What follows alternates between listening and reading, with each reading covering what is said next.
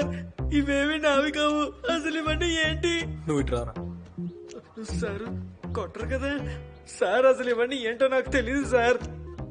నిన్న నువ్వు ఇవన్నీ నీ కంట్రోల్లో ఉన్నాయని చెప్పావు కదా. సార్ నిన్న ఆ సమయంలో ఏదో ఫ్లోలో వాగేసానులే సార్, నిజంగా ఇవి నావి కావు. అయితే ఎవరివి? ఏంటివి? జీలకర్ర, కల్లుప్పు, సాల్ట్, ఈ స్టాంపులు తెలుసు, అంతకు మించి ఇంకేం తెలియదు సార్. ఒక విషయం విన్నాను, ఆ సమయంలో మాస్ ఎంట్రీ ఇద్దాం అనుకున్నా, అంతటిది అయిపోయింది. అయితే వీళ్ళెవరు? ఎవరు వీళ్ళు? వీళ్ళతో ఎవరితోనో నాకు పరిచయం లేదు, వీళ్ళతో ఎందుకు నన్ను నుంచోబెట్టారు? సార్ వీడు మా పిన్ని కొడుకు సార్. వీడు తెలుసు, వీడు నా పక్కనే ఉన్నాడు. సార్ 1వ తరగతి నుంచి ఇద్దరం కలిసి చదువుకున్నాం సార్. వాడు తెలుసు. మేమందరం థిక్ ఫ్రెండ్స్ సార్. ఈ ముగ్గురు నాకు కాస్త తెలుసు. హాషర్, వీడు తెలుసు. వీళ్ళంతా మా ఏరియా వాళ్ళే సార్. హాయ్.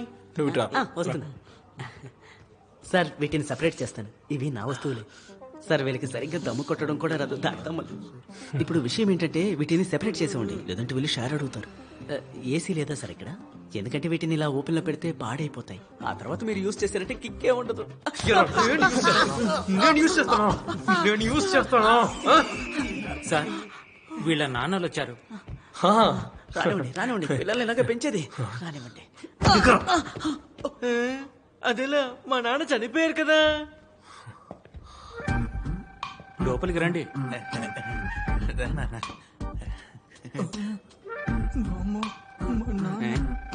వీళ్ళు ఇలాంటి చోట ప్రాబ్లం క్రియేట్ చేయడం ఇదే మొదటిసారి కదా.